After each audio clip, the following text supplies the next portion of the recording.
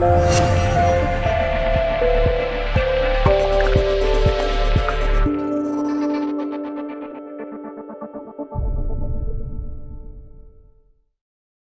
everyone, welcome to our new show here on High Vibe called Herstory, because as we remember the legacy of the goddess, we also remember the divine feminine within.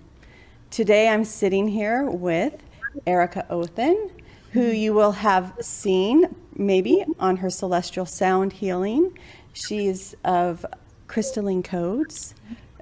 She's a sound healer, astrologer, actress, all sorts of things. You're going to learn so much more about her during this show.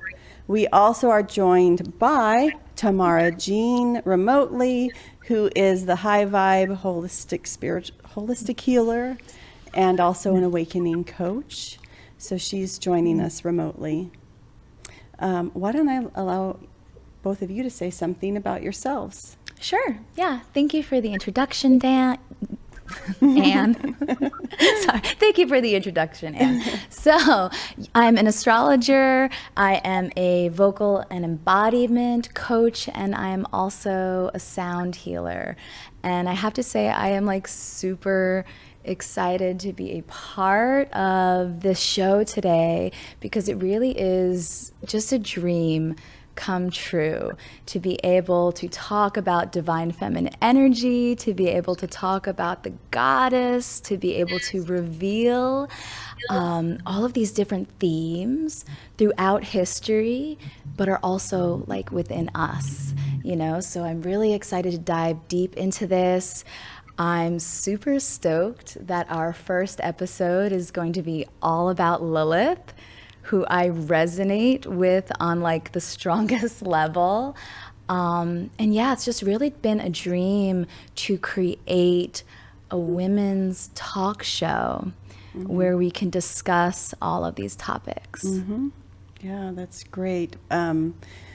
This is a dream, and I always forget to introduce myself. So I'm Ann Wolke. I'm a historian, and also I am working here at High Vibe as well. So this is a really wonderful opportunity for us. I met Erica and knew that she had so much knowledge about goddess energy throughout time.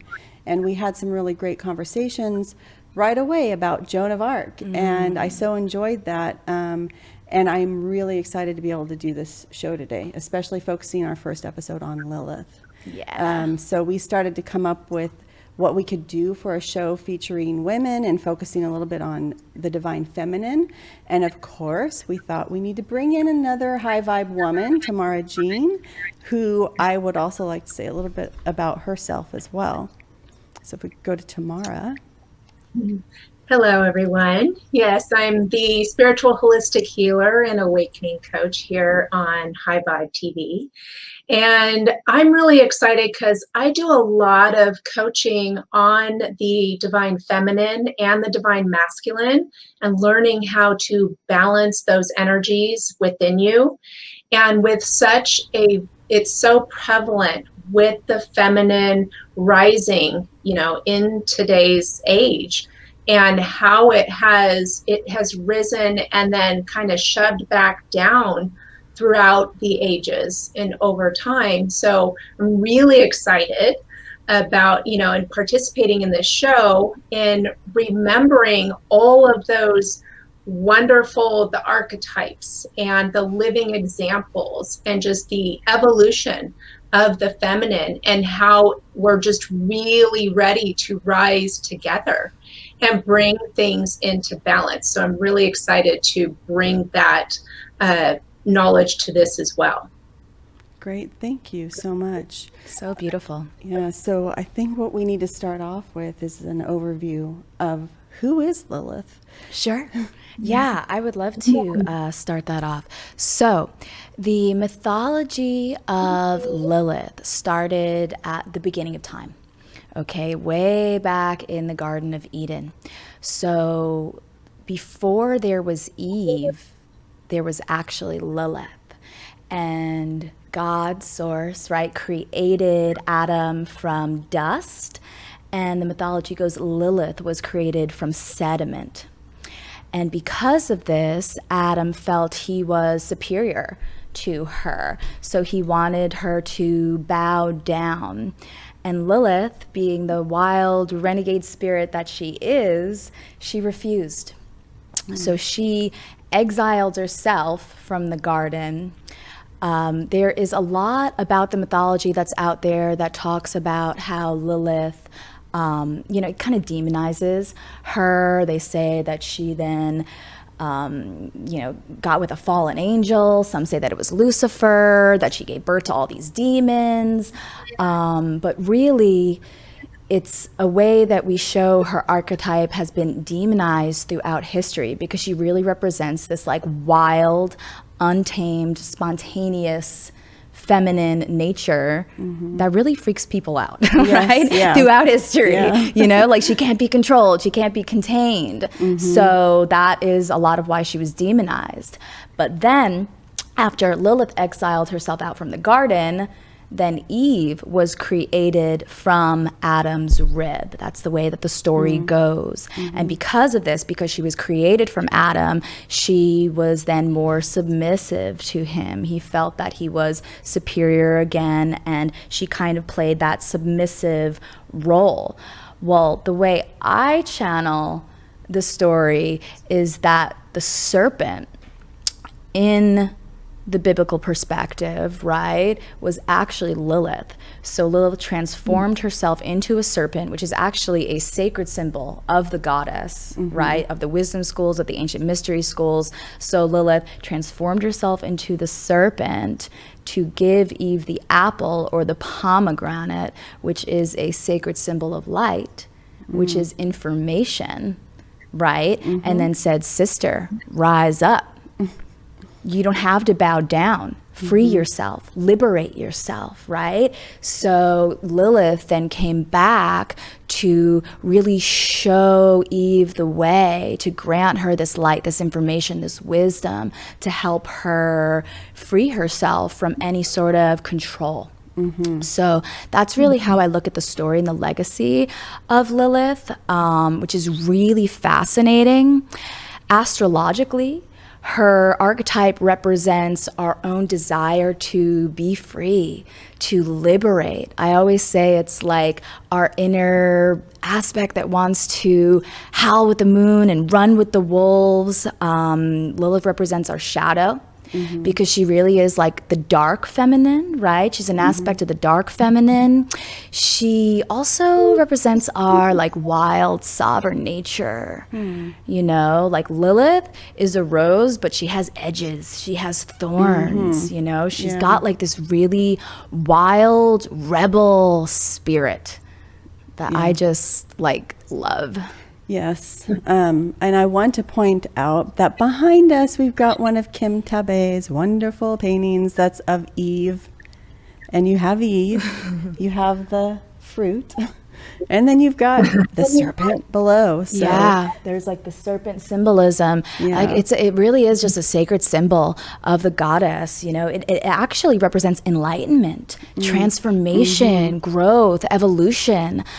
These are all really important themes to Lilith's legacy, really. Yes. Yeah. When we talk about her legacy, also, there's so many historic women who fit the bill of the Lilith type. So from my perspective in history, I see that, it's like it's a theme that goes through history since it's been told. There are always stories of women who broke the mold, who are used usually in a lot of stories in Western society to demonstrate what is the wrong type of woman to be, right? There's always the wild woman on the margins who does something wrong and gets excluded and serves as the morality tale for everybody else of what not to do. So when we look at historic women, a lot of them who embody that ethos, they're either courtesans, right? Prostitutes, and then actresses throughout history, or performers of some sort.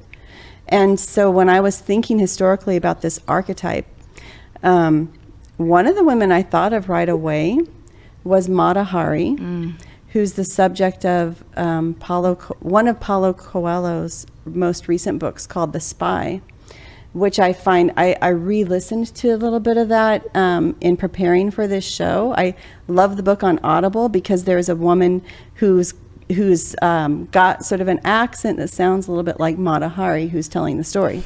So Mata Hari, Craig just put up the picture.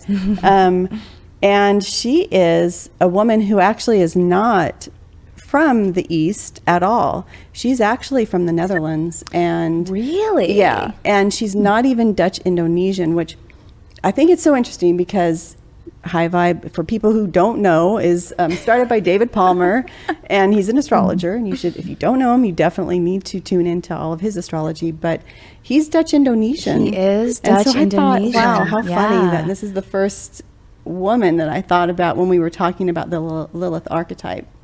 Tamara, did you want to say something about that as well? I see her. It's all in alignment, it's just, I love the synchronicity. Yeah, it's, and we've also been talking a lot about events around World War I. So, I mean, Mata Hari was a Dutch woman who did get married at the age of 18 because she had she answered a personal ad, basically, in the newspapers of her era. She was born in, I forget the year she was born in, 1876. And her last name was Zell, just a regular Dutch name. And she married a man who was Scottish, a Scottish captain who was stationed in Java. I mean, today what's Indonesia. And he needed to have a wife to be a respectable army officer. That is such an interesting thing. So basically she was using like the Tinder of like back in the day. Yeah. and she just like casually answered this ad and then they ended up getting married. Yeah, so she answered the ad. She's 18 That's years so old. funny. She gets married. I mean, that's an old story that women who wanted adventure for many parts of history, one way to find something different and to get away from your family, and I'm sure it's still happening today, is to get married, right? Yeah. You get married and you get out of wherever you're from. She was from a wealthy enough family, so she had some good experiences, but she wanted to get out of Europe. So she went and lived in Java with this man. They had a horrible marriage. He was an alcoholic. They had 2 children, and one died at the age of 2, I think, because they both children had health issues because their parents both had syphilis. Something we don't think about today as a consequence of some of this, of being a very sexual person, and they didn't quite have a cure, right? So, while she was there in Indonesia, she was bored. Her husband was not treating her correctly, and she decided to take some dance classes. And she started to study Indonesian, about the culture. So when she came back to Europe in 1902 or 4, they separated, their marriage fell apart, and she started to dance as an exotic dancer in Europe to make money, because she had a daughter, and she had to provide for her. Wow. And she's now a divorced woman in early 1900s Europe. She's not going to be thought of as being a respectable person, right? She's a little bit suspicious, so she becomes an exotic dancer, she makes a lot of connections doing that. And eventually, World War I breaks out in 1914, and she falls in love with a Russian pilot who was flying for the French. And he crashed, was brought to a hospital by the front, and Mata Hari wanted to go and see him. And the only way they would allow her to go is they said, well, you can go see him, but you've got to become a spy for the French. I mean, it's obviously, this is why people write stories about her life. Yeah. So she does become a spy for the French during World War I, seducing men, being Lilith, right? That's that archetype, being the seductress who gets the men to talk, to tell her all of her secrets, Oh, right? that's so interesting. Yeah, that is definitely a rich color of Lilith, this like vixen, seductress. There's like this untamed sexual energy, right? Something that's interesting that came through when you were talking about that story is that it was kind of like the masculine energy probably tuned in. They tapped into this like sexual nature, and they're like, oh, okay, like, well, we can maybe like use her. She should come with us and be, you know. But then in the same way, Lilith was then taking the information from the men, right, in her own little like sexual spy way. Like sex worker, right, is a big kind of archetype of Lilith, someone that maybe just has these different colors of like that seduction, or maybe a little secret about their sexuality. It's kind of like I see this a lot like in astrology, right? It's that saying that's like lady in the streets, freak in the sheets. Right. You know, like that's a very like Lilith vibe, you know, but also like a strong placement of Lilith. They're just out there with their sexuality, you know, like they kind of get off on the fact that it may make people uncomfortable or that it's like a little controversial. Lilith's energy likes that. Like she's a little bit of an instigator, you know, she likes the controversy, especially through the channel of her sexuality. Well, we have to look then at her chart. Like you were going to look at the charts because yeah, she's the type of woman who really did want to use her sexuality in a public way. And one of the only ways for her to do that at that time was to be an exotic dancer or a courtesan. I mean, and she definitely was sort of like a mistress of a lot of powerful men. And then she was a well-known dancer publicly also in France before the war. So. Yeah. Well, it's so interesting too how you said she actually, like the way she looks, she's very exotic, you know, so even that, but she wasn't from the East, she was actually European, so she was able to sort of portray herself in a certain way. It's almost like she had like this other identity, you know. So just looking at the astrology of Mata Hari, she has Lilith in Capricorn, which I would actually say that I feel she is very much that like lady in the streets, freak in the sheets kind of vibe. Because Capricorn, like a Capricorn Lilith can kind of conceal it, right? She wouldn't put it all the way out there unless maybe she was trying to like use it for control. It's very interesting how she used her Lilith energy in order to kind of climb to the top of the ladder through government, through, you know, the military, right, as like a spy. So she also has in her second house. So there's something about this Lilith archetype within her that she really like values, like this embodying this kind of sexy vixen with this sort of wild spirit.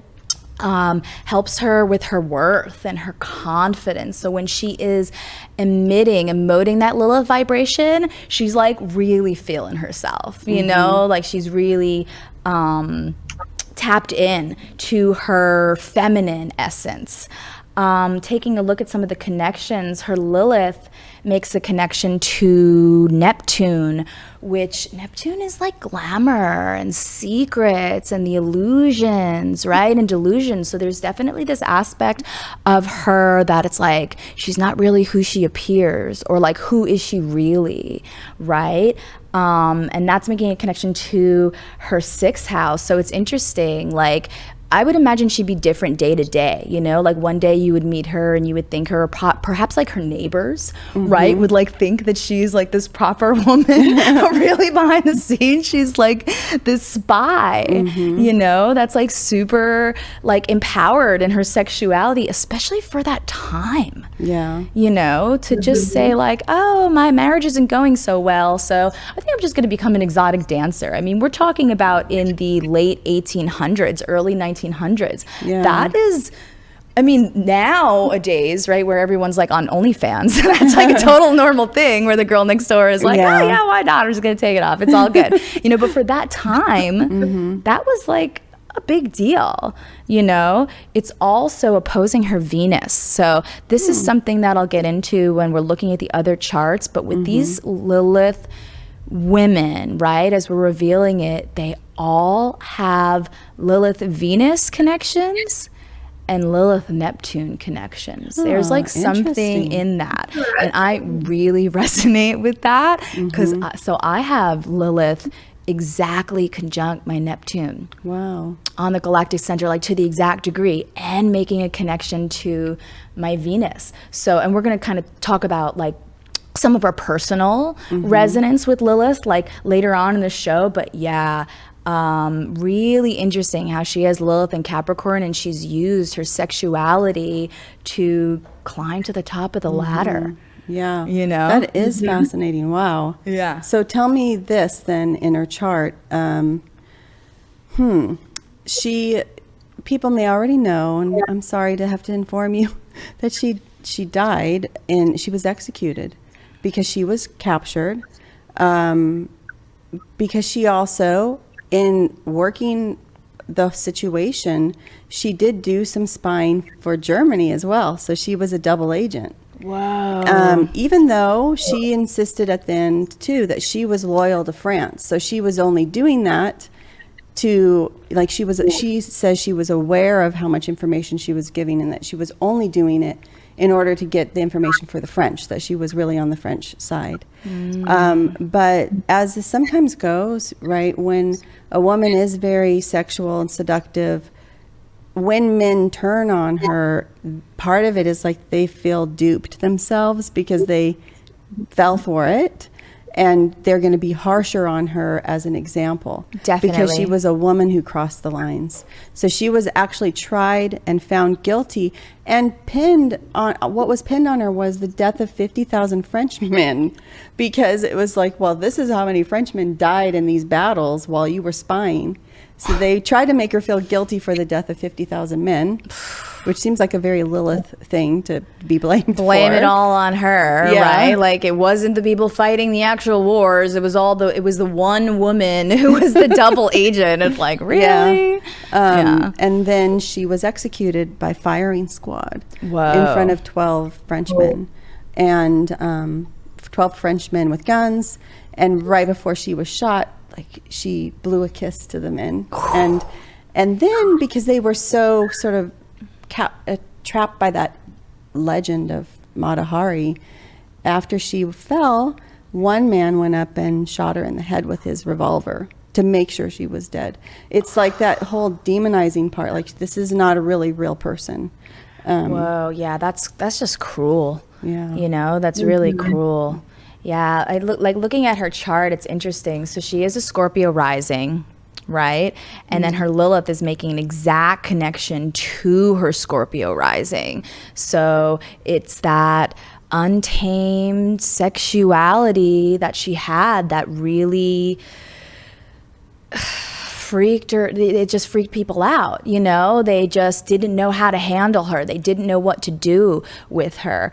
And we see this a lot with the feminine, right? It's like there are, especially throughout history, there are only these acceptable roles. People like to compartmentalize the feminine into these like acceptable, permissible roles. And if you divert from that, or if you're embodying more than one, they can be villainized and attacked. You know, that's very much, we see colors of that within Lilith's mythology, because, you know, if you look into it, a lot of religions have really crucified her for that, and like switched the story around to say that she was this like going after men and going after children in their sleep. And I mean, they turned her, they didn't just demonize her, they actually like turned her into a demon and said that she gave birth to a demon, to demons, right? And we see this all the time. It's very interesting. Yeah, so whenever women, whether it's, you know, in past history and into the present, whenever we fully embody our feminine power and who we are, those that do not embody it within themselves, right? It's like they lash out, and their repressed emotions and wounding gets projected upon, and then, you know, and we'll lash out, and then we'll start to either, you know, villainize, like you said, or demonize, like, you know, poor Lilith. Yeah, she goes and she's killing babies, and, you know, I think I've even read that, like, oh yes, she eats them, like she craves, you know, human flesh and blood, just all because she actually embodied the divine power that was bestowed upon her by God. Right. And Exactly. so, you know, and there's a lot of people that are not embodied themselves that feel threatened by that.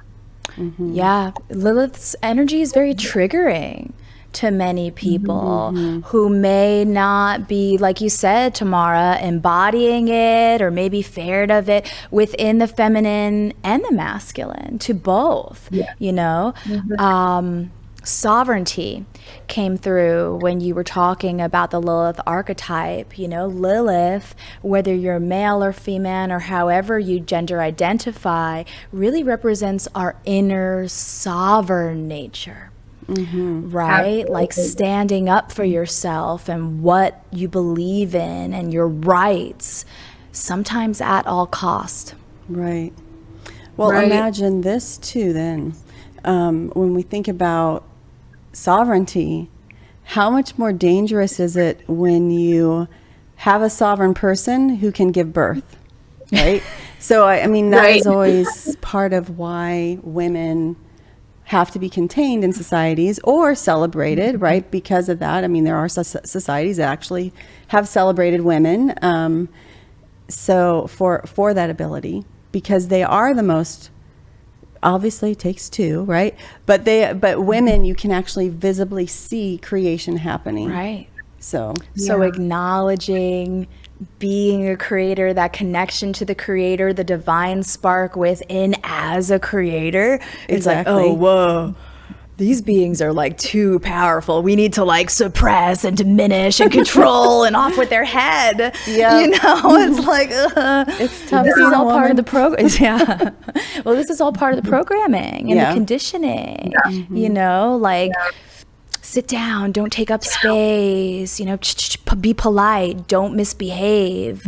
And then demonizing and making an example of that archetype so other women are like, oh, no, I can't do that. I can't be that. Look at what happened to Mata Hari. Yeah. You know? And that story was well known, right? Yeah. People, and it was told in that way, especially because she was a mother. So it was an inappropriate thing for a mother to be doing. Yeah. To be spying and exotic dancing and all of that, right? Do we want to move on to the next woman? Because I've got another great example of somebody who was ostracized, but did not care and succeeded and had a really fabulous career. And that is Mae West. A lot of people should be familiar with her. And if you're not, you know, you got to go watch a Mae West film. Earlier, I was hoping, there she is. I was hoping that we could show a clip from her film, and I don't think we should risk it. I will say, though, that picture is so epic. Yes. Like, when we were kind of getting ready for the show today, I was like, can we, like, wear that for the next show and just have, like, a nice little couch where We'll we be just, lounging like for the next lounge show. out? Like, yes. Like, that is so gorgeous and amazing. Yeah. Well, if we could have all been Mae West, we would have been able to do that wherever we wanted.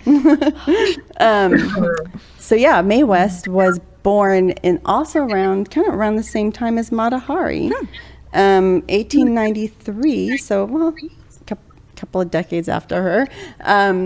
But she has a different story.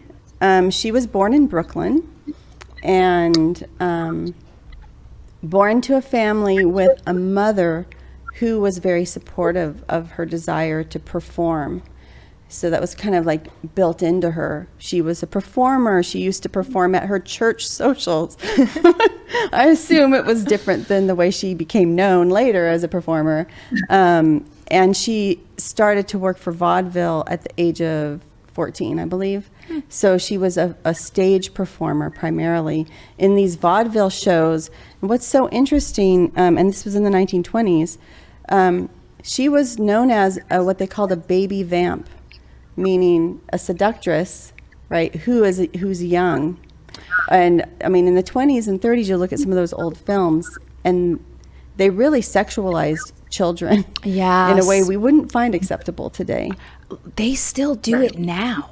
Right. Hollywood does it now, you know, where we see that archetype where the actresses, it's like the Lolita. Yeah. You know, where they're sexualizing children and these young girls. We see this where like the actress will be a teenager and sometimes with a much older man. Yeah. And they've made this like a part of our popular modern culture. Like it's like accessible or acceptable. Yeah. Right? Which I think has distorted people's minds and how they've seen that. That's interesting. I didn't know that about her. It definitely changes throughout the times, you know, because one good thing about it is that she was never shamed by her mother for it, because I think that's a traditional thing that happens, right, between mothers and daughters, is that the mother will often shame their daughter for being too sexual.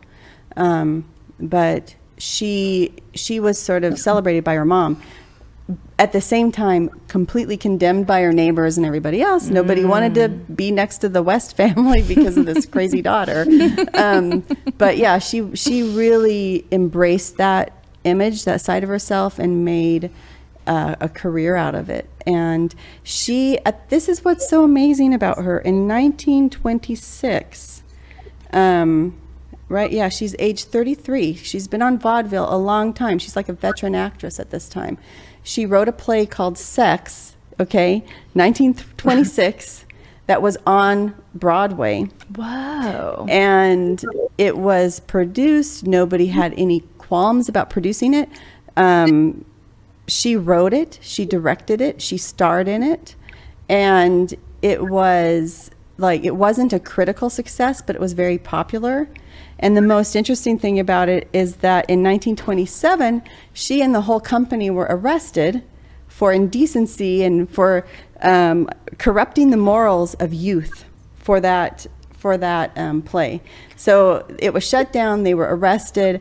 She went to jail for it. She could have gotten out with a fine, but she insisted on taking the sentence of 10 days. And she spent 8 days in prison and was a model prisoner and released early for her nice behavior. But Whoa. Yeah, it's really interesting too that she later on kind of bragged about it and said she was wearing her panties around the cell, and you know, she was just boldly being Mae West. So if anyone's ever seen a Mae West film, you can picture or you can remember how she sounded and how she walked and flaunted her sexuality. Yeah, she owned it. She really owned it. Another example of how like pushing those boundaries and being controversial and all of a sudden, bam, like that hand of the law comes down to try to restrict and contract and control and throw her in jail. And she's just lounging around in her like lingerie. Exactly. Or she's portraying the image of that because she was an expert business person. Right. You know, she knew exactly what she was doing and how to use that sexuality. Well, and yeah, you said that she produced it, she directed it, she wrote it, she starred in it. That's something that we see a lot with the compartmentalization of the feminine in these like permissible roles that, you know, we've been talking about, is for some reason they think if you embody this aspect, right, which is like the sexual aspect, your you know, innate sexual nature, which is really our life force, right? This is really like our power is our sexuality. When channeled in like a healthy, empowering way, you can't be intelligent. You can't be, you know what I mean? Like it's a way that they kind of try to say, oh, well, you can only be this. You can only be, it's like that virgin, mother, or crone archetype for the women. and I really, I really do not like the word crone. I like wisdom woman or wisdom keeper or matriarch or goddess or queen, you know, queen, right? Because the crone archetype, you know, it's kind of like this little, it's like a monster, you know, like a monster. But yeah, it's interesting. So both of these women that we're talking about today didn't really live long lives either at the height of their sexuality, when they were really embracing this archetype, when they were embracing their sovereignty and feeling empowered and, you know, like expressing themselves fully. All of a sudden it was like off with their head, right? As far as Matahari. Well, Matahari for sure. What happened with how did her life So for Mae unveil? West, after she was arrested, she capitalized on that and really used it to her advantage. Something interesting about the 1920s and 30s. So she's gaining popularity in the late 20s and early 30s, right around the time of the Depression. So the Great Depression hit, and people were looking for any kind of entertainment and diversion from the reality of their world. So Mae West offering this really bold version of sexuality that, you know, poked at people and pushed boundaries constantly was really intriguing to people. And she was pretty old too. I think she was 40 years old.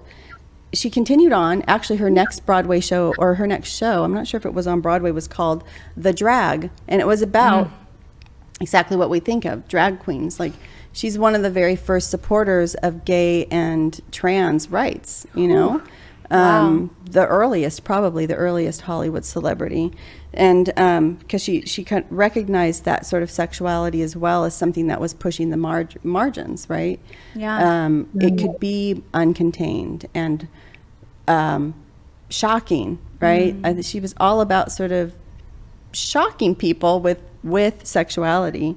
But in 1932, she was 40 years old, although she tried to hide that, right? She was kind of ambiguous about it. She got her first contract with Paramount Pictures. So she was an established stage actress at that time. Wow. So every image that comes down to us, when you think about her, she was 40 years old or older. And she looks great. Yeah, and she continued to do that amazing. until she was in her, until 1980 is when she died. And she continued to be Mae West. So she had a really long career.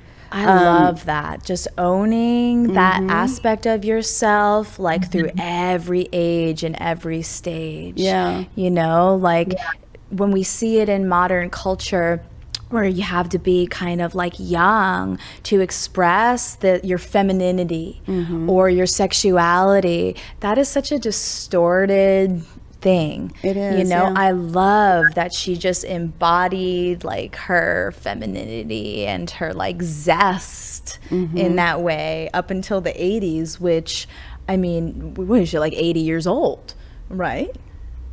She was, she like was 80 over years 80. old. I always thought about that, like for myself. Right. Like I feel like I'm gonna be the little old lady, like even if I'm in like a little wheelchair with like the heels on and like the full makeup and like a little wig, right? Like some kind of like Dolly Parton energy, just like owning it in my own little like way, you know, showing a little bit of cleavage. Like, We why need more not? of that. Everybody should do that. Yeah. I don't understand the idea of you have to perform femininity in a particular way. Right. I don't think we even should subscribe to that anymore these days. So Nope. Please don't, anyone watching. Go be you. Whatever that is. Let your Lilith fly. Exactly. Tamara, do you want to jump in on this? Well, I just find her very fascinating with everything that you're sharing about her, and that I just agree with. It's like, accept and be who you are in every stage of your life and be able to express that, and that's just what we've been working on, I would say, definitely in the last even just couple of years, right? With just really discovering who we are. And I just love this resurgence. And so it's like, right, remembering the legacy of the goddess and bringing all of this information forward is really going to, I feel, help in awakening. Well, like you say, awakening the divine feminine within. Yes. And that Mae West is such a beautiful example. I'm so glad that you chose her to, because I didn't know all of that about her. And just that picture, so fabulous. It's just a perfect portrayal of owning, you know, being a woman, especially in the film or filming industry. And I'm sure, like Erica, you can talk about it firsthand of how Hollywood has shaped so much of, right, and repressing. And like you said, the young girls with the old, much older gentlemen. And like, that's okay. But once, you know, a woman really owns who she is and is embodying that, then that's like not okay. And I think it comes back all around to them not being fully embodied, right? And having that sense of control, because then they feel like the woman, just because she's embracing her sexuality, that the man is then less of a man. Right. And that, right? Because it's always, you know, well, you go back to Adam, right? He wanted Lilith to lie underneath him. Like, he's on top, right? He's the man, he's got the power. And she was like, I don't think so, right? We're equal. So she flies off. Yeah. And he goes, you know, and he doesn't go to even man up and like talk to her or anything, right? He just like complains to God. And so, you know, and that's kind of how it is. It's some, That's so like, interesting. it's almost like they turn into, and I really feel like that's related to their wounded inner child, like their own programming, their own trauma, because trauma can really distort relationship with sexuality. And Definitely. so that's where it really began. So I find it so, I love these historical examples and really supporting, you know, and I feel like helping and guiding those to accept themselves for like all that you are and really owning it. Yeah, that's such a beautiful perspective, Tamara. It's interesting because it seems that we're, you know, showcasing these archetypes, these women, right, who are all goddesses in their own right, who are really embodying this frequency. And then it's like other people who are uncomfortable by it are getting triggered. And then they're like going after or attacking or trying to suppress it. You know, this is something that I've seen in the astrology, that sometimes someone that has like a strong Lilith placement, and what I mean when I say that is they'll have like some like significant aspects. It's like a really rich color in their chart, right? But when they have this like strong Lilith essence, they will have been bullied, or you know, kind of alienated, or they feel like they don't belong, or they feel like the black sheep. And I've seen it a lot in women's charts who embody this, that they've been bullied by boys or men, which is actually something that on a personal level I've experienced. So, you know, going back to kind of my Lilith and how like I just love this essence, and I feel I have a really strong Lilith, you know, vibe in my chart. When I was younger, in like middle school, I was really bullied, and to the point where I was like going home crying every day. I wouldn't eat my lunch in the like main lunchroom because it wasn't that monitored, and I didn't really feel safe or secure. So I would like eat my lunch like outside or in the library, sometimes even in the bathroom. Wow.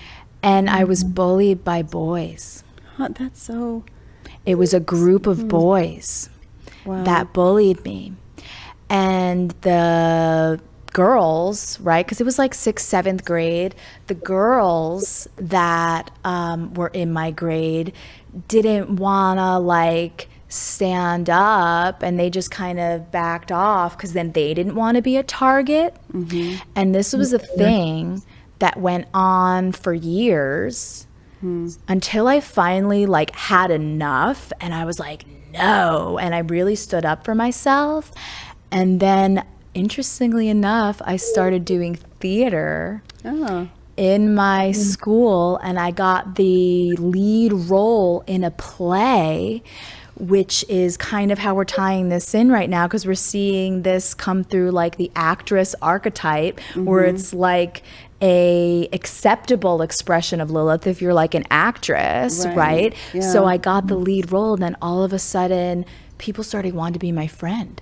And the bullying stopped. Wow, amazing. So when you sort of take control of your own femininity and can present it on your terms, that's kind of what helps turn the tide or turn everything in your favor. And definitely Mae West is someone who did that. You know, one thing I was going to mention is that as she went on, when in the 1940s it became really difficult for somebody to be as sexual as she was. And she was, I mean, it's interesting when Tamara was talking about, you know, the older man and the younger woman, Mae West, of anyone, was able to turn that around. She was always the older woman with younger men.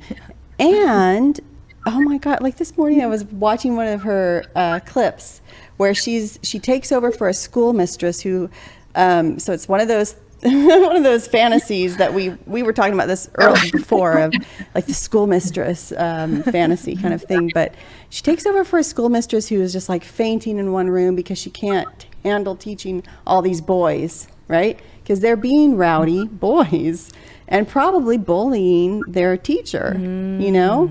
So Mae West, I don't even know why she's there. I just watched the clip, so I don't know why she ended up being in a schoolroom. But this man says to her, you know, or no, I think she just says, well, let me take over for her. Like, she takes care of the swooning teacher, and then she goes in the other room and takes over for the teacher. And these guys, as soon as she walks in, there's these students of all ages, but including a man who must be like 60 years old or something. And she's just blatant from the beginning. Just, you know, she says to that older man, and what are you doing here? And she just says these completely risque lines. She wrote them, right? She was very risque and got away with so much. If you can imagine that she was arrested in 1927, but then if you watch her films and you see the kinds of things she was saying, you can't imagine how that got past the censors, because we think of them as so restricted. Right. But in 1940, the new, the Hays Code, the production code, took over, and they had new guidelines for what was permissible in films. And so she was really repressed, and that's kind of what led to the downturn of her film career. She ended up doing live shows and going back to theater. But one of her tricks that she used was she would always include really risque lines in what she wrote, so that censors would see that and go, oh, we can't allow that, and they'd cut that out. But she would then have all of her subtle things that were still there. So her trick was to try to divert their attention, and that worked. But, you know, she didn't do as well in the, being restricted. So she went back to the stage. Very clever. I love it. It's brilliant, really. Yeah. You know, it's interesting because that kind of dominatrix role too, I feel, is a channel of Lilith, you know, especially when she's like really in her power. Exactly. You know, so there's like this mystery to Lilith. It's also an attraction through this seduction. A little, you know, makes people sort of kind of nervous, but there's definitely like this almost like carnal desire. Right. And if people are repressing that within themselves, or they don't want anyone to know that that's actually what they're feeling, or that's actually what they're desiring, that's where the distortion comes. Yeah.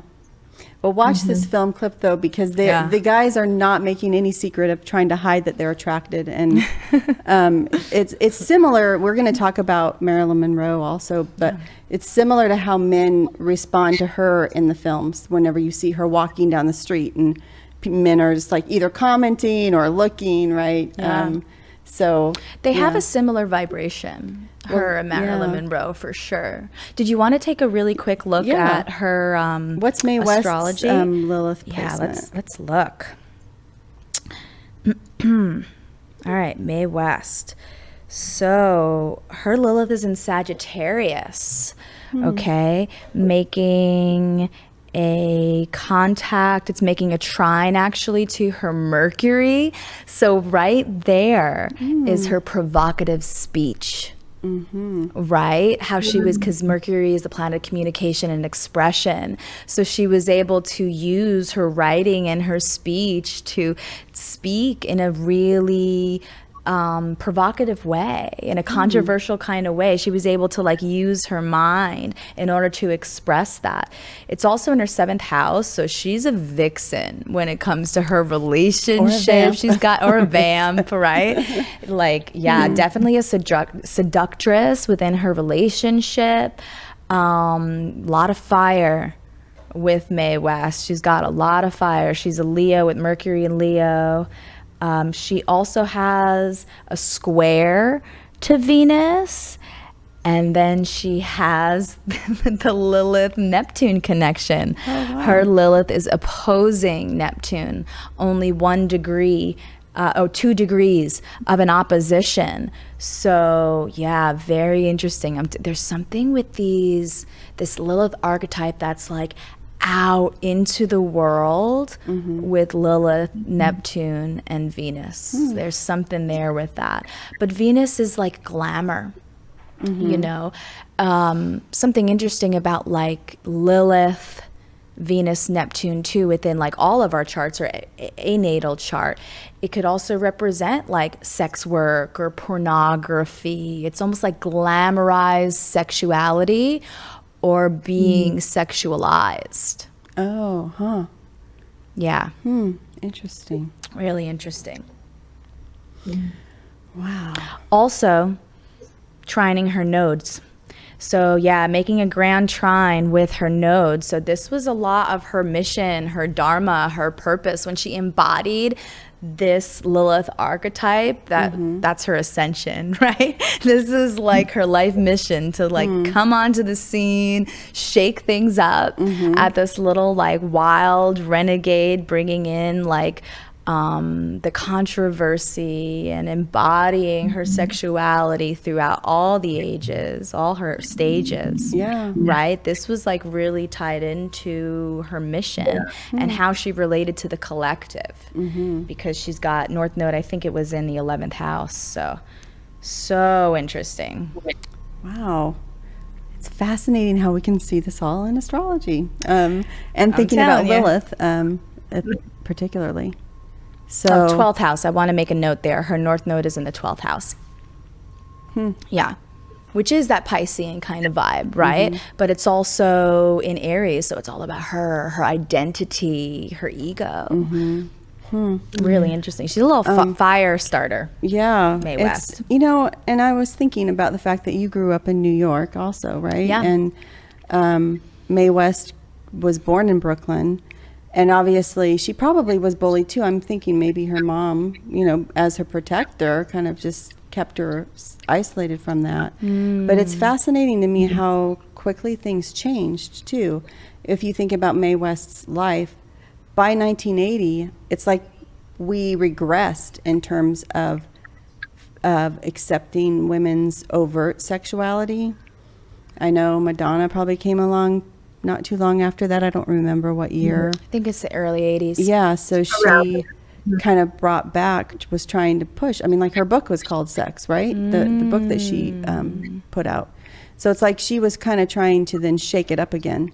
But in the midst of Mae West's career, Marilyn Monroe was born in, was it 1926? I think it's 26. 26. And in Los Angeles, didn't really have a strong mother figure, right? Because she was a foster child, an orphan, and Her mother had like a mental illness. right. I think it was either bipolar, or she was suffering with a mental illness, and I believe there was some addiction stuff in there as well. Yeah. Yeah. So it was almost like her mother, I think her mother was alive, Right. but she was still in foster homes, basically like unfit to be a parent. Yeah, it's really sad. I mean, and that was part of sort of Marilyn Monroe's vulnerable image, right? That people wanted to protect her or use her, right? Yeah.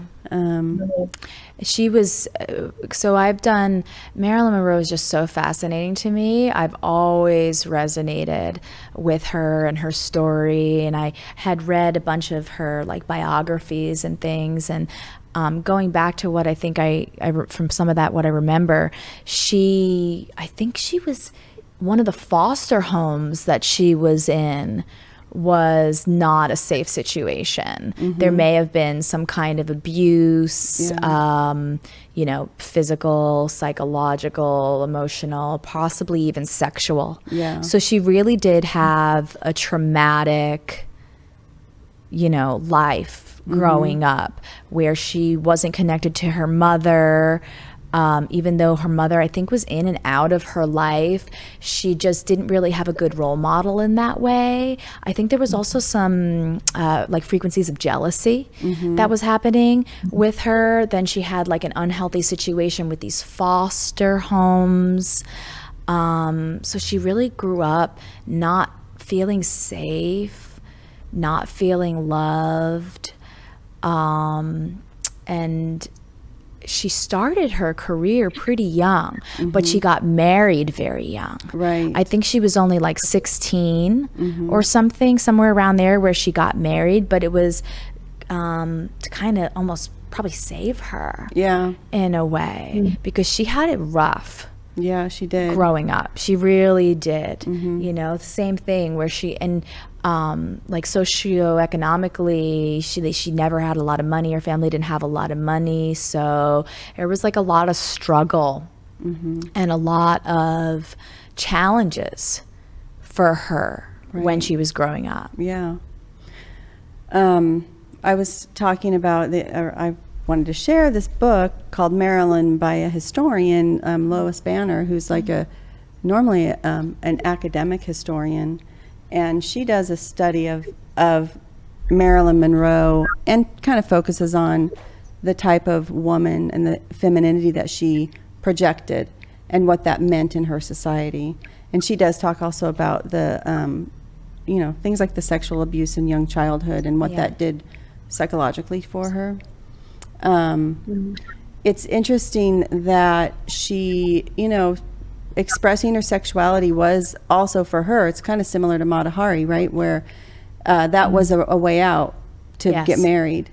And that was also sort of, she grew up in Los Angeles, and a way out there, it's, you know, like for Mata Hari, it would be marrying a military man and getting out of the country. And for Marilyn, or Norma Jean, I guess she was at the time, it would have been Hollywood, right? Well, I think she married someone who was from her little town, who was maybe a little bit older than her. This is her very first marriage. So it kind of like helped her, you know, perhaps maybe they like then moved to like Hollywood. But when she started, I think she was scouted. Actually, and she was in like some kind of calendar or something. And when she started her career, her husband really didn't like it. He didn't want her to be out there. So I think that caused the end of the marriage. Because there was like some, you know, levels of control there where he didn't want her to be a part of it. I don't think it ended badly from what I remember, but it wasn't. There is an opportunist frequency to Marilyn, same as Mae West. Mata Hari, right? They kind of have this like opportunist where they see a situation that they can better themselves. Right? So I think that is definitely a theme within Marilyn's life. Do you see it in her chart also? Yeah, let's take a look. Because yeah, I'm curious, since we've now seen the other two, what Marilyn's looks like. Yeah, so it's Marilyn Monroe. She's just always been like I said, something that resonates. So she's a Gemini power. She's got her Gem Squad. She's got her Sun and her Mercury in the 10th house. So I mean, she was really destined to achieve her career, right? Like especially in Gemini. Her Lilith is in Leo at 29 degrees, making that Neptune Lilith connection again. She's making, which is film again and glamour and all that, romanticizing her sexuality. It's like, embracing it all. There's like this almost elusive quality to it, but she's also really owning it. Her Lilith's in the 10th house. I'm sorry, first house. So, this is a big part of her identity. It is in Leo, so it is like very that queen frequency. She's here to shine her Lilith. She's here to own and embody that queen. It is also making a trine to Venus. That's so weird. And I want to point out to everybody too that we didn't look for charts. Yeah. We didn't say, oh, Lilith, it must be Lilith and a Neptune relationship, whatever it is. But this just turned out to be the same thing that they all have in their charts. That they all have, that we're like literally uncovering now. And why it was the light bulb that went off in my head is because that's what I have, right? And I've always identified with this archetype.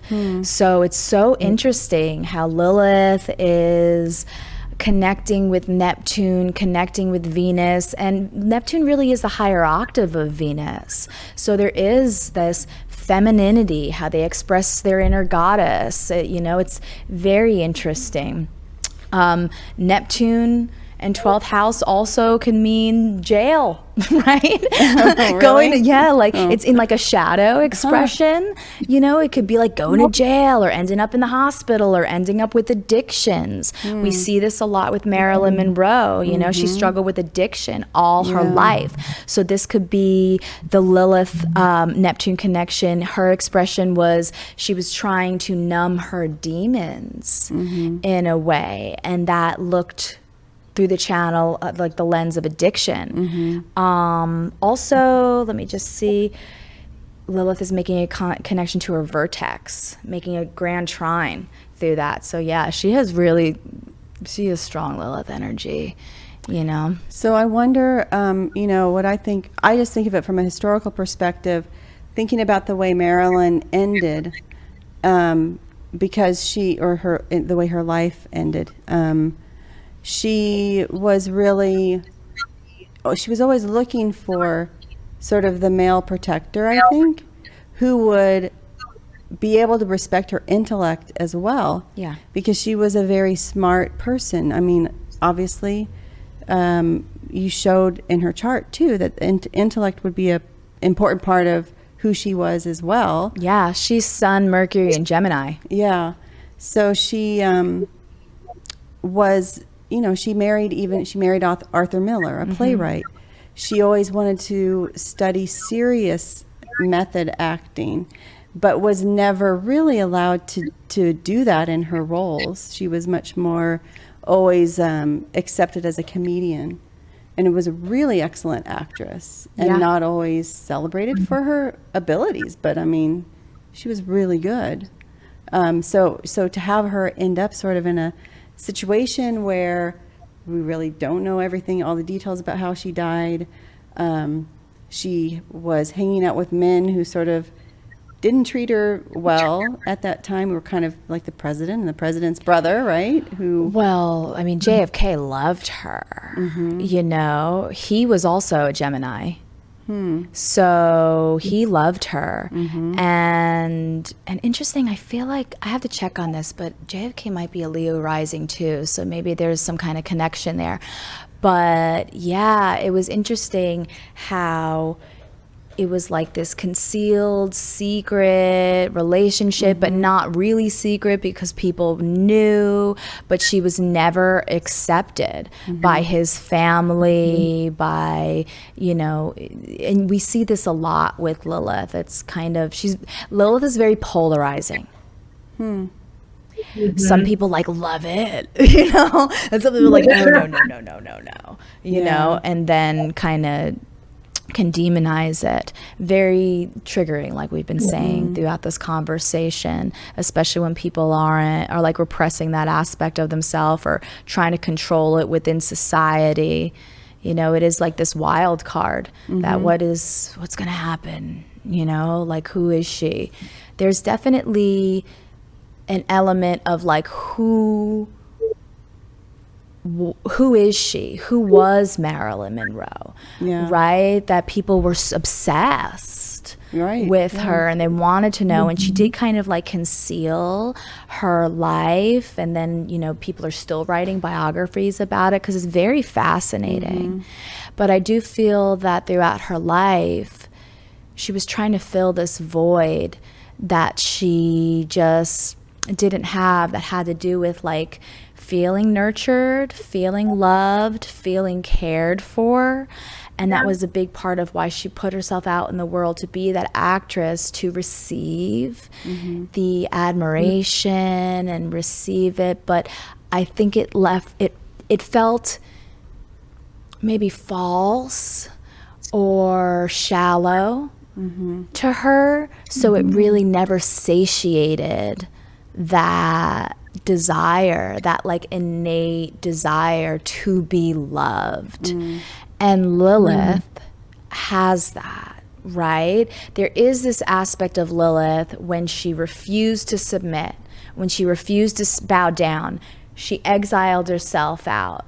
But think about how Lilith must have felt, you know, like after like the sacred rage just came out and she ran out, right? Like think about like when she was all alone, how lonely. And then you like, you know, she couldn't go back and she didn't, you know, so there is that aspect, I think, of like feeling alienated, maybe like making decisions in order to kind of stand up for yourself, but then there may be repercussions of that and you really just do want to connect, but it's difficult to because people don't understand, you know, especially during those times. Even what she experienced too, because she became such a huge celebrity as well. At a really young age. I mean, I think she was only 39 too when she died, and we kind of think of her as having lived this really long, tumultuous life. You know, I was wondering as you were talking about that, because I know Tamara she does a lot of healing with people.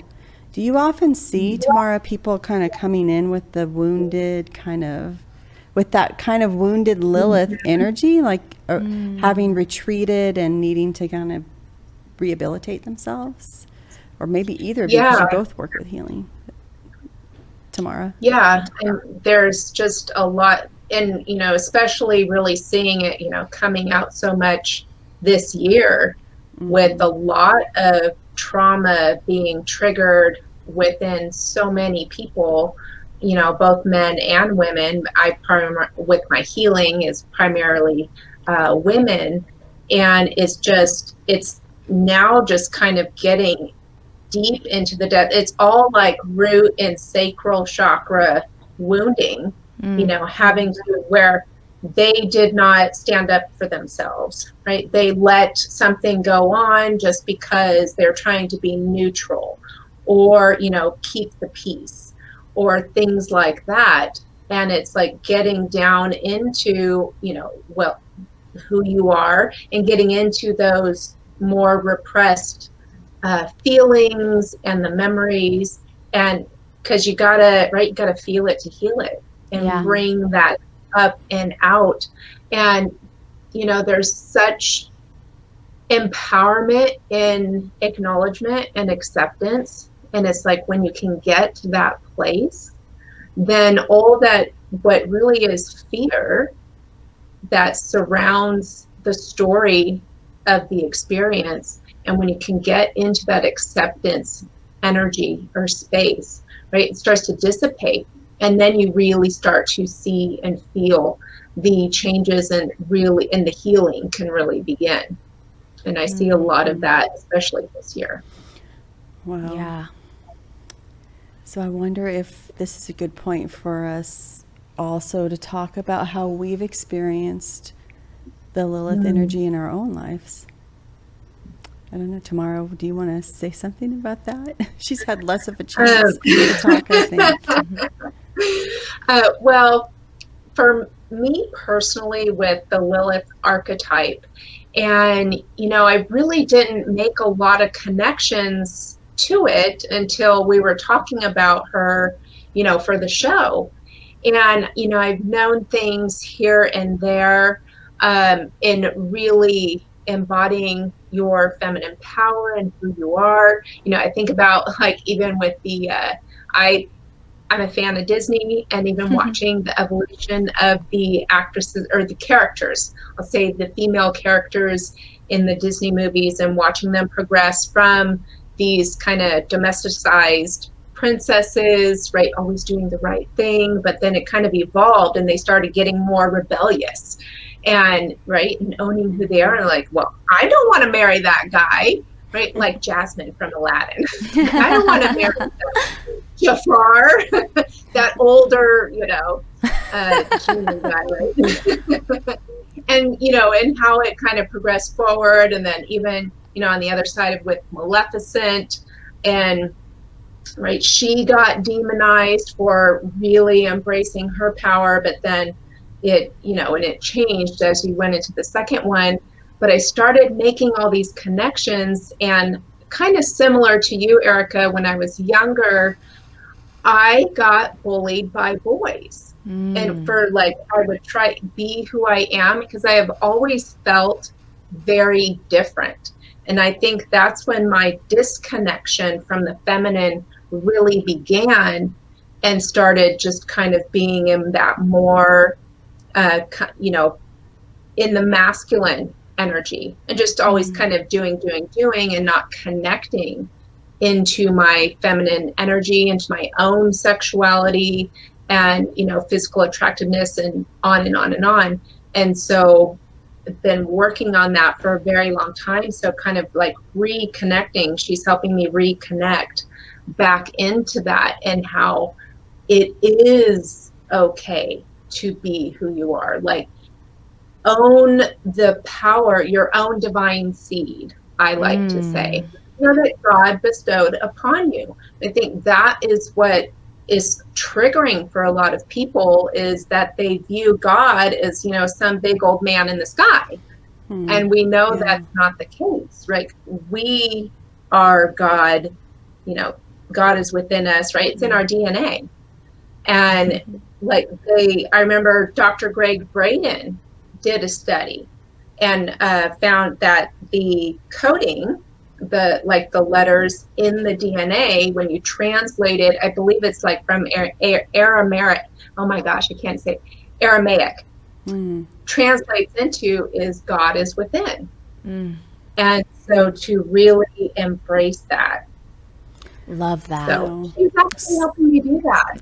Yeah. That is so beautiful.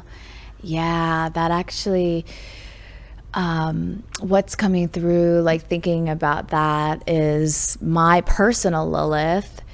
I think I mentioned it earlier, but is directly conjunct Neptune, like exact degree in the galactic center, making the connection to Venus. And I really feel a lot of what I teach is divine feminine Venus, Christ consciousness, Neptune, in a very cosmic way, right? Because of all my starseed energy and starseed activations and all that. But it's also, like teaching the full spectrum of femininity and embodying our God self, embodying our divinity. And I've always been an advocate a crusader for the divine feminine. Like in 8th grade, I wrote a thesis talking about how women make better leaders than men. Like I was in 8th grade and I like gave all these examples, and it was like a 20-page thesis in like 8th grade. We need to publish that. I know, Right? right? So I've always been this advocate of like just feminine energy and rising. And I mean, I shared about how when I was younger, there was just something with my embodiment that kind of triggered the bullying, not my fault, but I've been, and with self-awareness, I can say I'm polarizing. I am. And I'm okay with that. Like I'm okay with that. But when people really get to know me, then obviously they see it and they feel it. But there's this aspect of Lilith energy that can be confusing for people. They're like, well, she seems this way, but maybe she's this way. Is she really being real? Is that really authentic? Who is she? And it's like, I'm a Gemini, boo. Like I'm all these different people. Today I'm this way. Like which one are you going to meet? And I love that about myself. And I think that that's an important aspect of us embracing our Lilith, is loving every part of ourselves. Our petals, our thorns, our branches, our leaves, the whole garden. It's like the curves and the edges, right? Because that's Lilith. She is edgy. She is that renegade. And I definitely have that embodiment.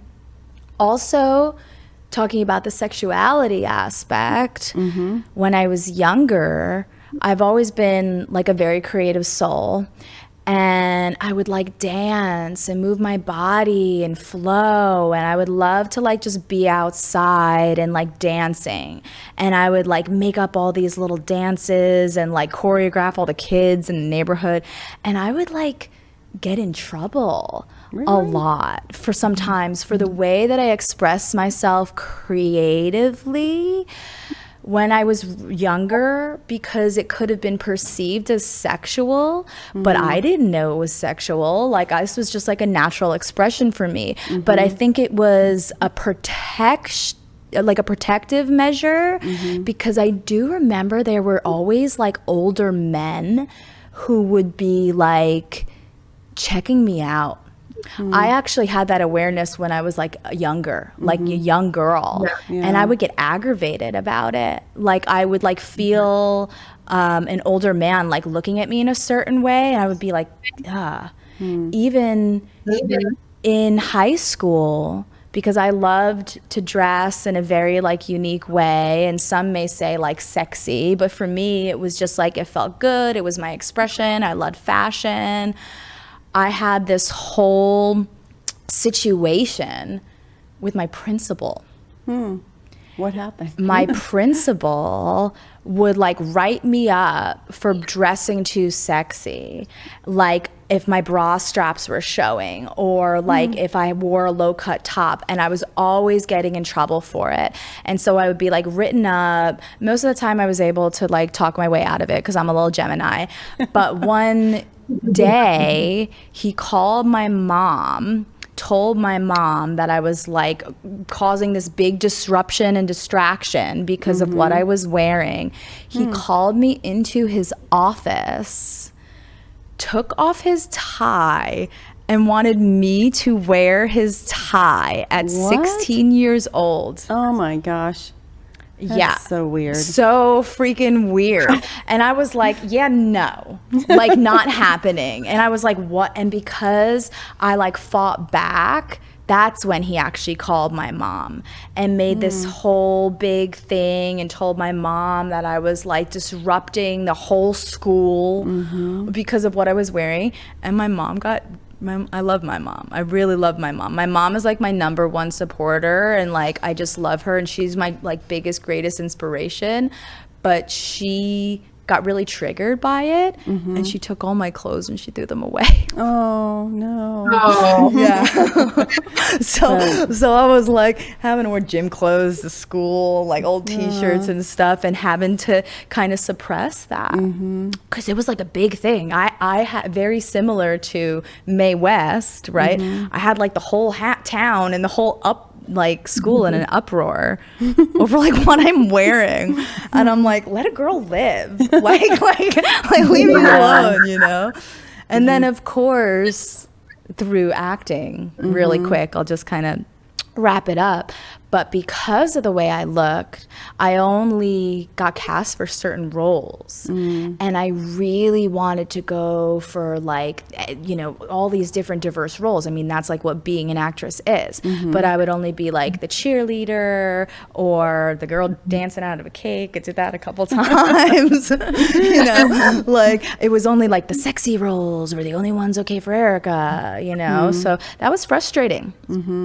And I definitely, people underestimate me. That's what I'll leave that to. People underestimate me, you know, but I kind of like that. Yeah. It's like, okay, you could underestimate Well, me. that's, I mean, that's the thing about feminine energy. That's one of the powers of being put in that role, is that it gives you the power to undermine the dominant structure. Oh, I love that, Right? Anne. And Right. that's what it seems like you've been doing. But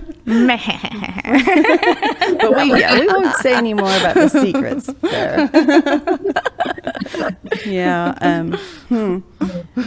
Gosh, like How has that showed up for you? I've been thinking this. You guys have been talking. It's helped me realize. Oh yeah.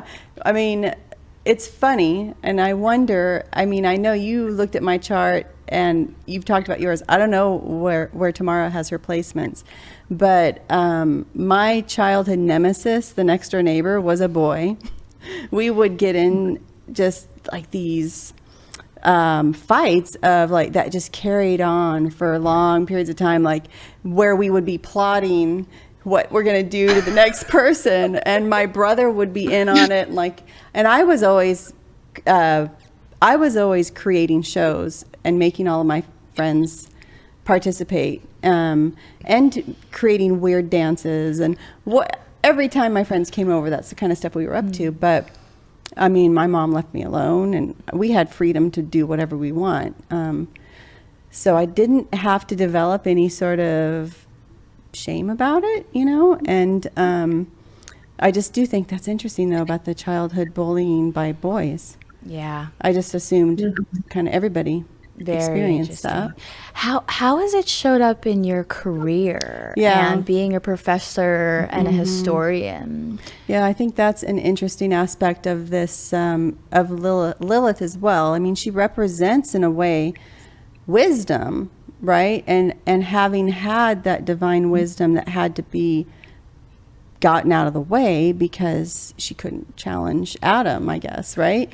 And so that is one aspect of this energy that goes together, where throughout history, a lot of women have been allowed to be intellectual because they were other type of women, whether they were courtesans. Those are the women who could actually be educated, in different parts of different times of history. And what I find interesting is that aspect has kind of gone, like sexuality and intellectualism, I guess you would call it, or intellectual pursuits don't really go together, or they haven't, right? Throughout my life, I never had any problems going off by myself into my room and reading and being intellectual, but leaving my own home where that was allowed, and then going out into the world where also I embody femininity, right? I don't ever come into a room and share my opinions loudly and take over, right? I'm usually much more passive about things, but people will assume if you're being feminine that you're not smart, right? Or that you can't cut it. And so I think that's where I've experienced some being on the margins a little bit, because I've never wanted to embody a more masculine self in order to gain acceptance as a professor or as an intellectual. And I mean, in the end, I feel like it's worked for me. I just kind of have done my own thing and I enjoy doing it. I don't really worry so much about what people think about it, but it has been something that, you know, it's been a challenge, or it's been difficult kind of fitting into graduate school, or sometimes as in the professional arena. Yeah. You know, even having kids, you know, was having a baby in graduate school was like, you know, people would outright say, like, you're having a child in graduate school? Like, she's procreating? What? That is so not intellectual. But I do think it's a little bit better now. I mean, like when I was in graduate school, like 15 years ago, more than that, it was not, it was much more difficult. And now I see people pursuing intellectual things and having families, both men and women, because it's also, that's an aspect of men weren't allowed to express that either, the sort of nurturing side in the academic world either. I mean, we still see that now, whereas you have like maternal leave, but not paternal leave. Although I think that some companies are becoming more evolved, where they're saying like, hey, there's a mother and a father, like they need this. You know, the child needs both levels of support. But it's interesting to think about how the Lilith energy plays out within more professional structures, within more corporate structures, because obviously like Hollywood, you know, it's like anything goes. Maybe a little less these days. Yeah, a little, not like that, but yeah. But like as far as like the way that they portray the, you know, like that kind of are not within the actual like production structure, you know. But within corporate, there are like a lot of rules and a lot of systematic ways that things have to be. And one way is in dress, especially. Like you experienced that right away in your high school. You must wear a tie. That's totally inappropriate. So wear my weird. tie. So weird. Like, what a creep. Yeah. So I wonder if maybe that's a good place for us to think about now. How do we embody this energy? And how can it be useful for us today? So I know both of you have something to say about that. Who would like to go first? Tamara. Would you like to go first? I have tools for you. All right. We need tools. Yes. Everyone knows that I love, you know, crystals and essential oils because they are very powerful. They're very high frequency. And with all that, you know, everyone is going through, and especially women, feeling there's just so much trauma coming out, that these are very simple yet powerful tools that people can use to really help heal and access, or maybe I should say access and heal those repressed aspects, those darker aspects of ourselves. Like that, you know, dark doesn't mean bad. Right? It's just we live in a polarized reality, right? And duality. And so to start learning how to view it as such. And acceptance is a big piece of that. So the first oil that I have that you can work with is bergamot. This is the oil of self-acceptance. And it really kind of helps cleanse and break through those limited belief systems, because there's a lot of core beliefs, which I'm sure with the retrogrades we've had, a lot of people start thinking about, like the core beliefs that we're bad, you know, that we're unlovable, we're not good enough. And that gets programmed very young, and especially into little girls when they are, right, embodying who they are, right, like you did, Erica, and with how you just kind of took charge and were just, you know, expressing yourself, and then you get in trouble, like, no, that's not the right thing to do. You must be more in the box in a domestic role. And so the bergamot will help. So then we start to put on masks, right, and kind of hide behind these masks in different areas, in different situations. And so the bergamot is going to help you start to release those and come out from behind the mask, start to let go of self-judgment, because we start turning it on ourselves, like, oh, nope, I'm being bad and shouldn't be that way. And right, and start creating some self-judgment. So the bergamot is going to help in releasing that and start loving yourself unconditionally. And that going into the essential oil of black pepper.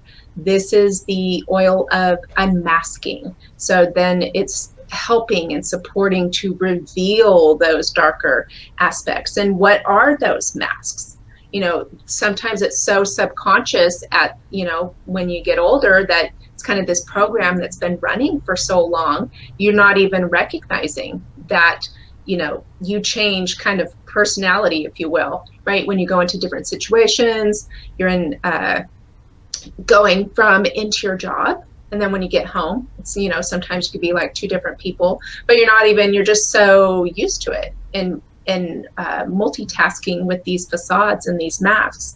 And the black pepper is going to help support coming out from behind that as well, and getting real with yourself and digging deep into those aspects and those less understood parts of the self. Because when we don't understand something, like if something's unknown, then that's when the fear creeps in.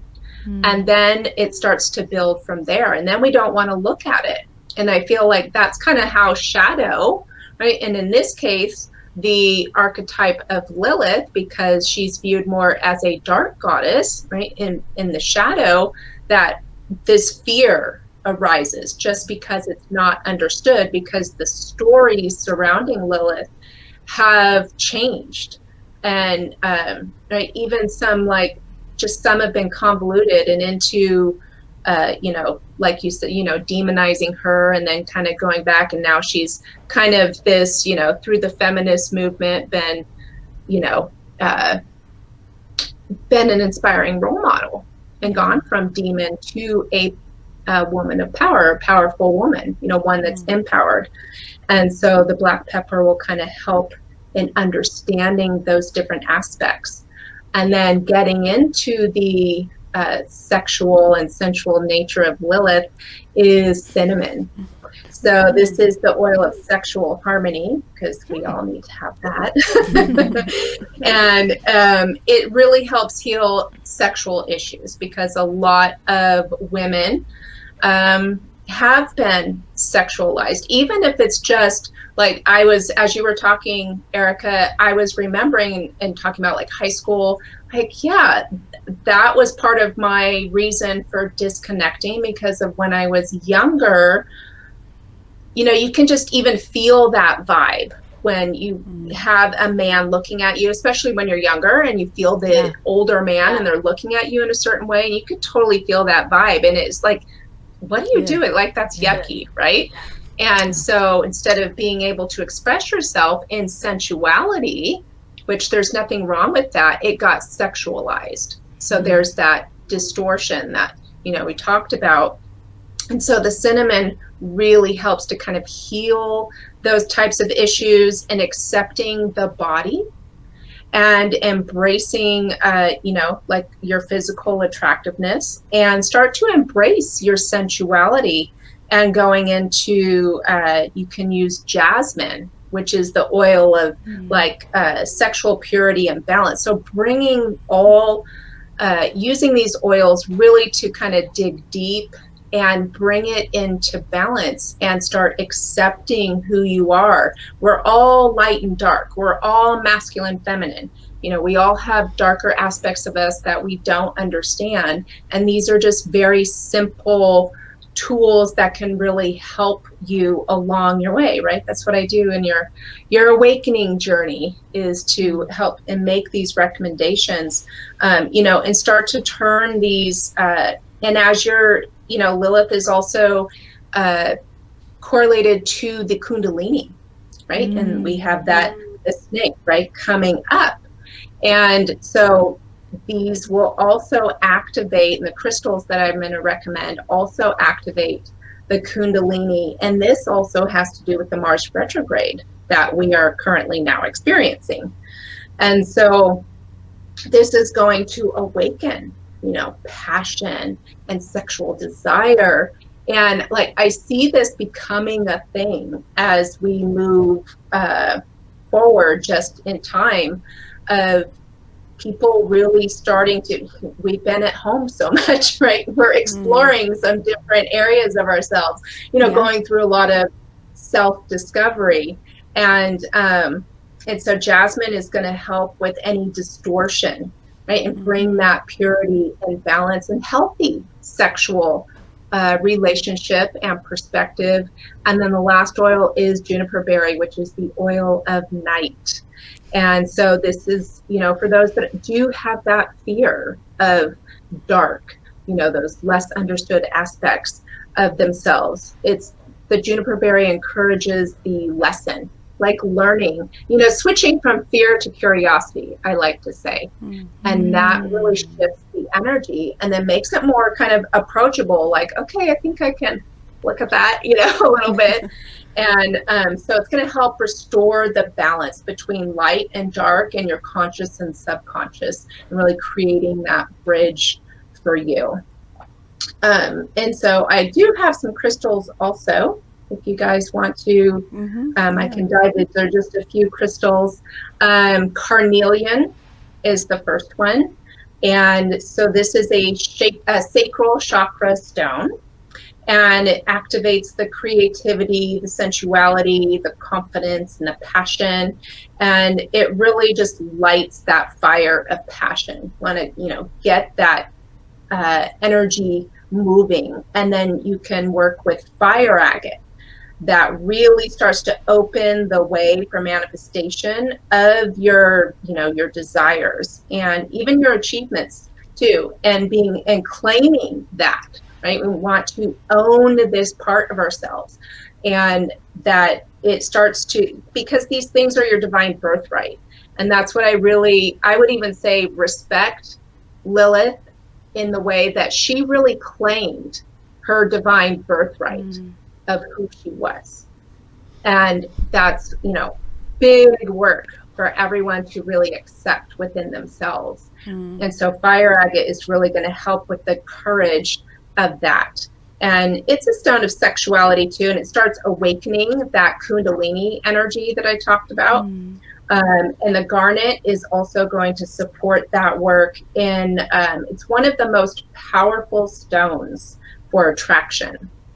And it really connects you to the frequency of divine love and feeling that frequency of underlying all of creation.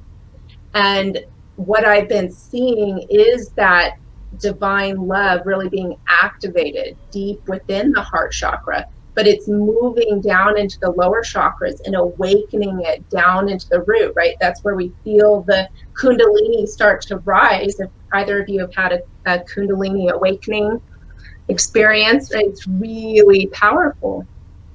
And so the garnet helps you connect with that in your like sensual, sexual self. And the green aventurine or aventurine. So I wanted to recommend this crystal in particular because it is a heart and root chakra stone, especially with the Mars being in retrograde.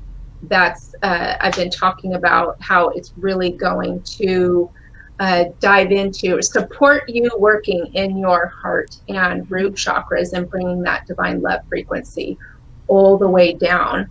And then one more is red jasper, which activates the root chakra and the kundalini.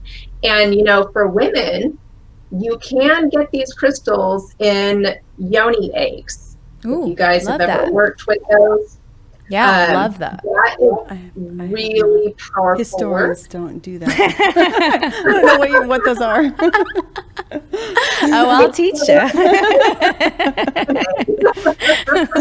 Right, it's doing some internal work, literally, and it really penetrates. Because I can you can visualize this for yourself in the frequency of each of those crystals, and it's like right there in your energy center. It's different than holding the crystal in your hand.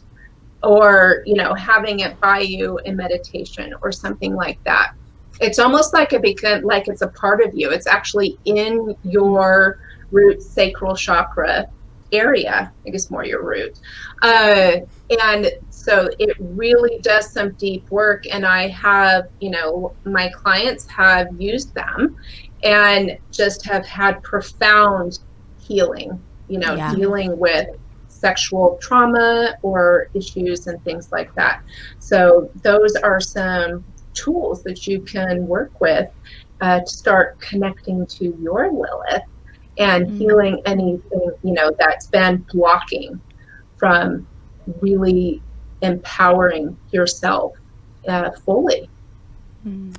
Great. And I have to qualify what I just said.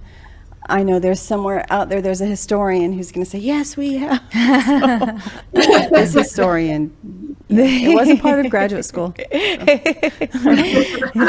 Yeah, well, it's really an ancient tool that is being remembered and re-embraced, and it is such a powerful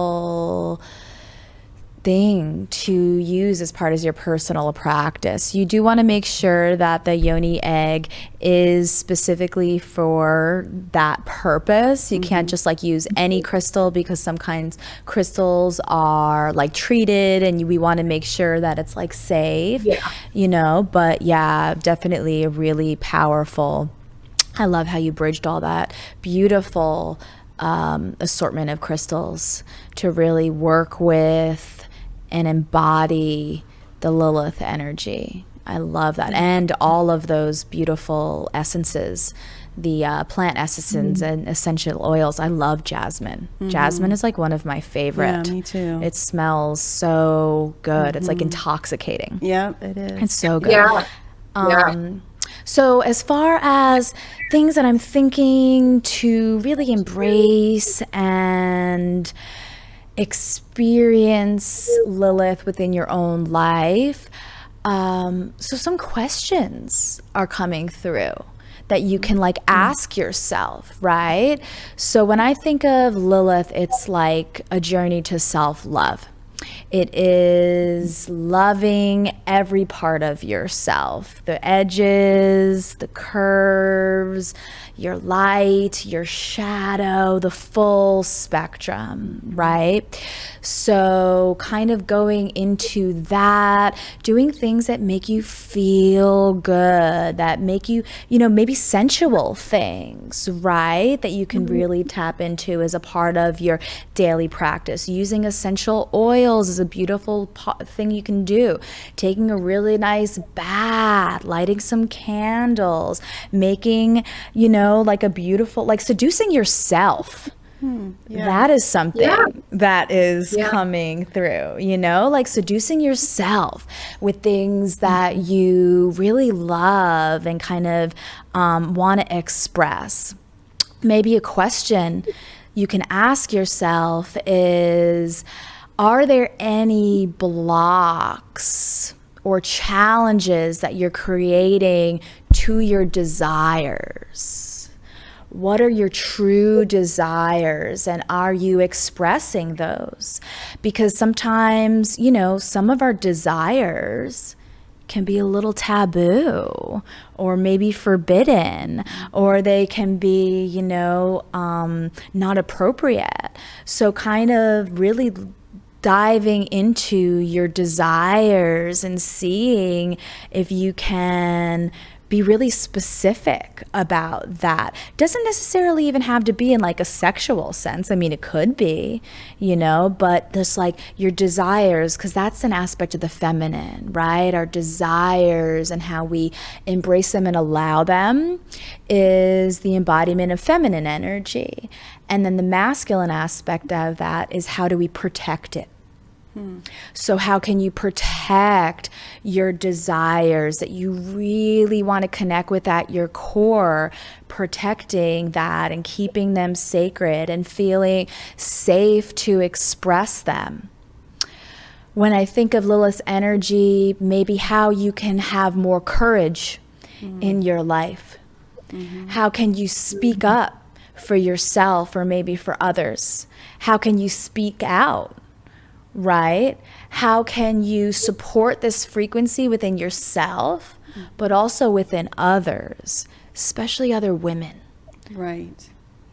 Yeah. Right. How can we Empowerment. unify?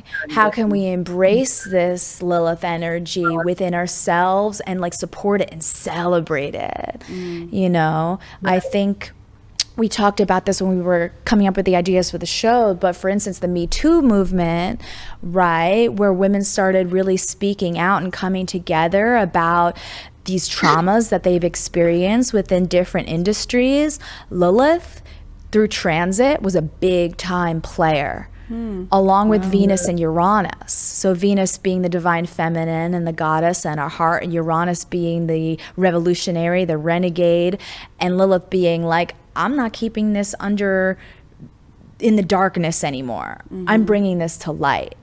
And this happened to me, and this happened to you, and we're speaking up and we're supporting each other, and we're actually stronger together. Right? Which is a lot of how we are connecting too within our own personal stories as we've been sharing with one another. It's now we're remembering, oh, I've been through that too. I actually got bullied by boys too. You know, oh, that was like a weird thing when I was like a little girl, because there were like these old. So in expressing ourselves, sometimes even our deepest, darkest secrets, we bring light to Lilith. And then we can bring one another in and give one another a space, safe space to embrace and support that aspect within ourselves, each other, and within the collective. Because healing this Lilith energy is a big part of how we are healing divine feminine energy within the collective as the feminine is rising, coming back into balance with the masculine, right? We're really healing these wounds that are sometimes ancestral. And through our lineage and throughout time that we are incarnating with. These are real wounds of the feminine. So by bringing awareness into it and illuminating it, right? This is how we get it out of the shadows, how we give her a voice, how we give ourselves a voice, how we are expressing ourselves in like our biggest, boldest, most courageous way. So that I love that. That's how we can embody our own Lilith energy in our own lives and supporting one another and the collective in doing that. I love that you say, you know, as women supporting each other. I mean, we all have had experiences of our, you know, maybe not being bullied by just guys, right? By boys. It's often the people who have gotten to you the most probably in your life have been other women, you know. It's a sister wound. I call it a sister wound is a real thing. You know, it's and this Lilith aspect could be very triggering. We've illuminated all of this in ways that it's expressed, but there's some serious wounds to be healed in respect and reflection to the feminine with the feminine. And as you were saying that, I just had a realization that each woman I talked about was really also the archetype of Lilith, in that they were alone. They're beyond a mother, right? There really weren't other women who were circling around and supporting them and allowing them to be that sexual version of themselves or that shadow side of themselves. That doesn't mean it hasn't happened in history. It's just, it's interesting. Those are the three that I chose. And, you know, the one thing I would say that we can learn from that we need to do is to watch the ways in which we are consuming stories of what's wrong in our world today or in the past or in religions, right?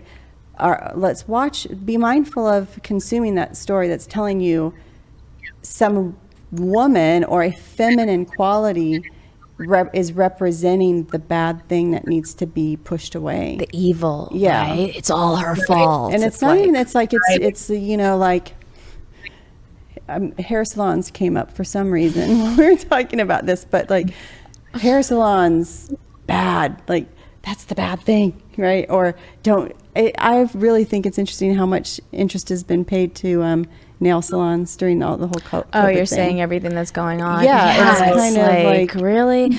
But then one of the I'm going to go into with the controversy. But then one of the people enforcing these rules is going to the hair salon. Yes, I know, we talked about that, And it's like, oh, I was what's funny- I was kidnapped by the hair salon. right? And then she's blaming other women in the process, but also, being vulnerable, being at her most vulnerable at that point.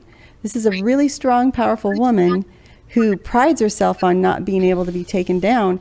And it was going and being a woman that took her down, or didn't take her down, but that made her vulnerable, you know? Right, looking after her beauty. Yeah.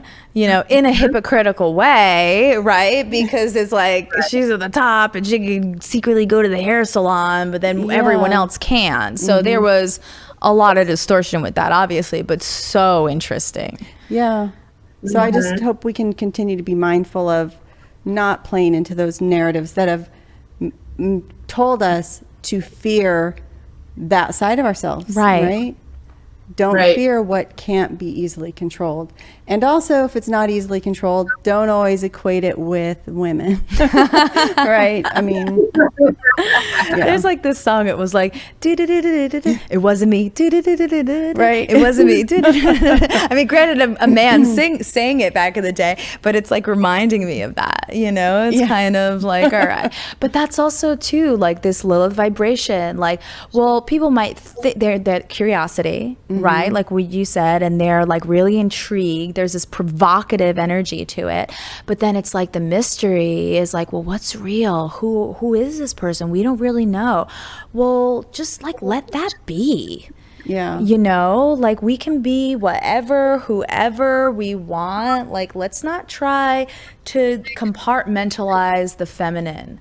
It is not the way. Like, we are not supposed to be put on a box up on a shelf somewhere to make somebody else feel comfortable about their own things that they can really work on. Yes. You know, like, here. we're not perfect, right? But it's like, you know, there's also the like, well, mind your business, like thing with Lilith, like, mind your business. Thanks. Yeah. Wow. I think we probably should close things because our male supporter over there, who's a wonderful divine masculine, We probably appreciate you. wants to stop at some point here. But I'd like us to draw it to a close in the way that I'll let you two determine that. So what do we want to do? Oh, as far as closing the circle, I mean, maybe like a little prayer. How do you feel about that? Like a little channeling? And I think Tamara also had her goddess cards. I don't know if you want to do a that. goddess card. Let's do that. And but we can do both. Look on Because card we're and- women. We do both. We do it all.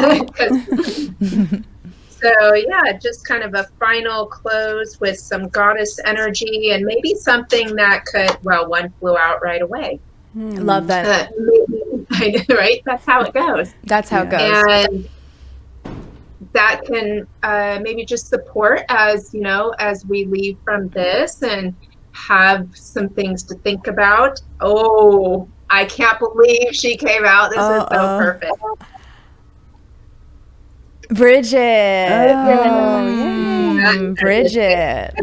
wow. Don't back down. So don't back down, she says. Stand up for what you believe is right. So stand up for yourself and own who you are, right? Stand up for your beliefs. Protect what you have created. And, right, there's that fire. Well, she's what, fire goddess, Bridget, right? Yeah. So to not back down in who you are is just so important right now, and especially as women. And it's fear. It's really everything. It's rooted in fear that surrounds. And going all the way back to the biblical story of when she, flew the garden, right? Flew the coop, if you will. And then Adam gets all upset. He can't even face her, because now he's like, oh my God, I don't know what to do. I can't embody my full divine power, even though it was given to me by God, but I'm just going to go complain, and about it and not face it. So call upon Bridget, fire goddess, and yes, we will. And it's so funny because during this show, I actually thought, but there's some really great Irish examples that would show something different. So maybe that's a future show. Love that. Yeah. Love that. Bringing in a Bridget show to illuminate this energy. Yeah. I love that share, Tamara. It really made me think about, kind of tying that all in, like speaking up for yourself, speaking out, relating it to Adam and Lilith. And how you expressed how he wasn't tapped into his divine power unless he was enforcing his will upon another. Right. And then Lilith, owning her sovereignty and her value, then chose to leave. So it's about that, but that is our sovereignty. Our sovereignty is tapping into the divine frequency within. It is tapping into our own inner dark, inner light, the full spectrum, right? So for me, Lilith is about reclaiming that aspect of myself, reclaiming that aspect of the feminine, supporting that aspect of the feminine to rise. I really do feel that this is that like rise, sister rise frequency. So really honoring that. I think it would be nice to close our circle in a way, in a feminine way, and just kind of closing our eyes, tuning in to all of the beautiful energy that we have shared and expressed today in a really real, raw, vulnerable way, illuminating this aspect of the feminine with the highest intention to support all aspects of the feminine, with the highest intention to celebrate all aspects of the feminine. Because as we embrace, remember, embody this divine frequency within, we embrace it and remember it throughout all of time. So really tapping into that, thanking Lilith, thanking every woman that embodied this Lilith archetype before us, thanking every woman that embodies this Lilith archetype presently, and that thanking every woman that will embrace and emanate and embody this Lilith frequency within throughout all time, throughout all of history, throughout all of the years to come. Really unifying us all, bringing the divine masculine and the divine feminine into perfect harmonic resonance and balance, supporting us in this vision, really anchoring in this vision in our hearts. Thank you to Anne. Thank you to Tamara. Thank you to you all for tuning in. This has been like one of the best days ever, one of the best conversations forever. Like my little heart is so lit up right now. So I really just want to thank everyone who's watching and encourage you to express this frequency, embrace it as we all anchor it in. Yeah. And thank you also to Craig, our valiant divine masculine over there. And also thank you to David for creating this space, for creating this studio, creating everything that's allowing us to have this conversation, which is, again, isn't it a beautiful embodiment of the divine masculine holding space for the divine feminine? Protecting us in this beautiful Yeah. space to really shine and Yes. express and feel free. Yep. So thank you, David, for providing such a wonderful example. And Thank you. thanks to everybody. We are going to be back. We may not actually have quite as long of a show because we really laid a lot of groundwork here, but we do have plans to come back. We are going to be trying to get shows done 2 times a month and putting them out around the new and full moons. And we really hope you'll continue to join us. Yes, please. So, thank you. Thank you.